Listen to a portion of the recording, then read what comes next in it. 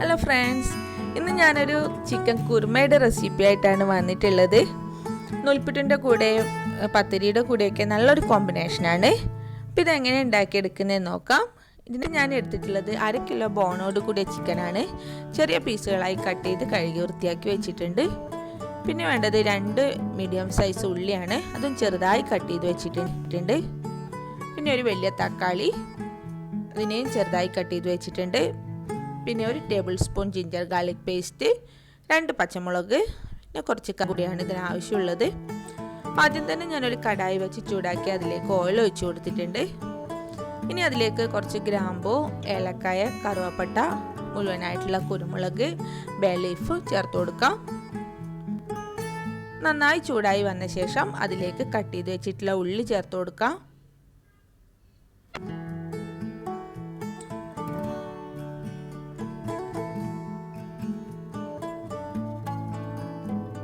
ഉള്ളി നന്നായി വഴറ്റിയെടുക്കാം.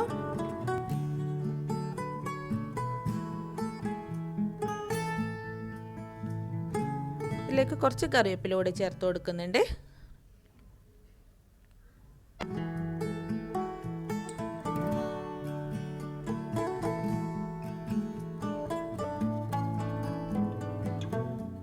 ഇനി ഇതിലേക്ക് ജിഞ്ചർ ഗാർലിക് പേസ്റ്റും പച്ചമുളകും കൂടി ചേർത്ത് കൊടുത്ത് നന്നായി വഴറ്റിയെടുക്കാം.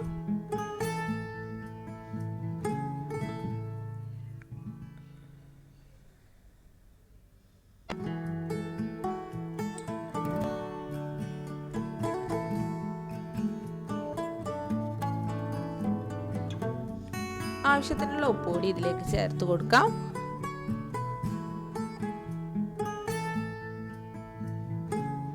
നന്നായി വഴറ്റിയ ശേഷം ഇതിലേക്ക് ഏകദേശം 3 ടീസ്പൂൺ ഗരം മസാല പൗഡർ ചേർത്ത് കൊടുത്തിട്ടുണ്ട്. 2 ടീസ്പൂൺ കുരുമുളക് പൊടി കൂടി ചേർത്ത് കൊടുക്കാം. മുളക് പൊടി ഇതിലേക്ക് ആവശ്യമില്ല.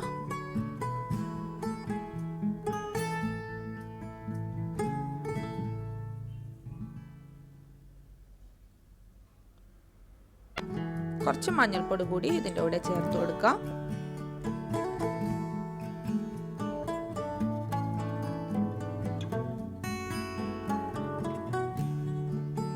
എല്ലാം കൂടി ചേർത്ത് നന്നായി വഴറ്റിയ ശേഷം ഇതിലേക്ക് ചെറുതായി കട്ട് ചെയ്ത് വെച്ചിട്ടുള്ള തക്കാളി ചേർത്ത് കൊടുക്കാം.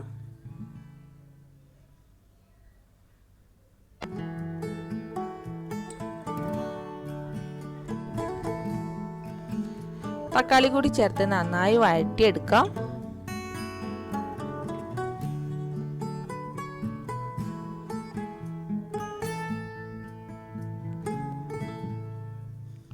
എല്ലാം കൂടി നന്നായി വഴറ്റിയ ശേഷം ഇനി അതിലേക്ക് കട്ട് ചെയ്ത് വെച്ചിട്ടുള്ള ചിക്കൻ ചേർത്ത് കൊടുക്കാം.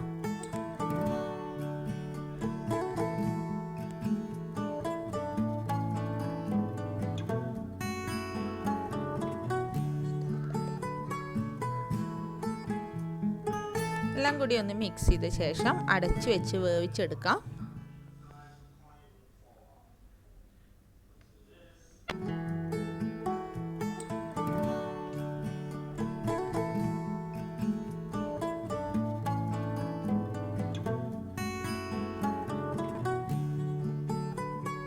ഏകദേശം നമ്മുടെ ചിക്കൻ വെന്ത് വന്നിട്ടുണ്ട്. ഇതിലെ വെള്ളമൊക്കെ വറ്റി നന്നായി വെന്ത് വന്ന ശേഷം ഇനി അതിലേക്ക് തേങ്ങാപ്പാൽ ചേർത്ത് കൊടുക്കാം. കട്ടിയുള്ള തേങ്ങാപ്പാലാണ് ചേർത്ത് കൊടുത്തിട്ടുള്ളത്.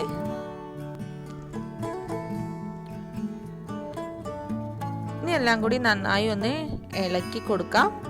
തേങ്ങാപ്പാൽ ഒഴിച്ചു കഴിഞ്ഞാൽ പിന്നെ തിളക്കേണ്ട ആവശ്യമില്ല. എല്ലാം കൂടി നന്നായി ഒന്ന് ഇളക്കി ചൂടാക്കി എടുക്കാം.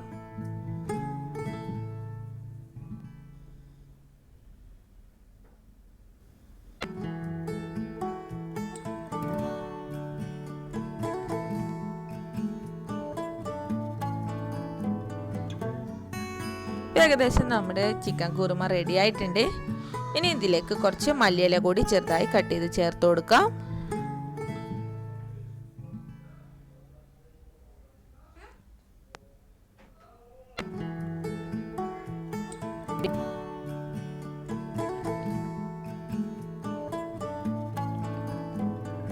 അപ്പോൾ എല്ലാവരും ട്രൈ ചെയ്ത് നോക്കണം. നല്ല ടേസ്റ്റി ആയിട്ടുള്ള ഒരു റെസിപ്പിയാണ്. എൻ്റെ വീഡിയോ ഇഷ്ടപ്പെട്ടിട്ടുണ്ടെങ്കിൽ ലൈക്ക് ചെയ്യണം, ഷെയർ ചെയ്യണം. എൻ്റെ ചാനൽ ആദ്യമായിട്ട് കാണുന്നവരാണെങ്കിൽ ഒന്ന് സബ്സ്ക്രൈബ് കൂടി ചെയ്യണം. അപ്പോൾ പുതിയൊരു വീഡിയോയുമായി വീണ്ടും കാണാം. ബൈ.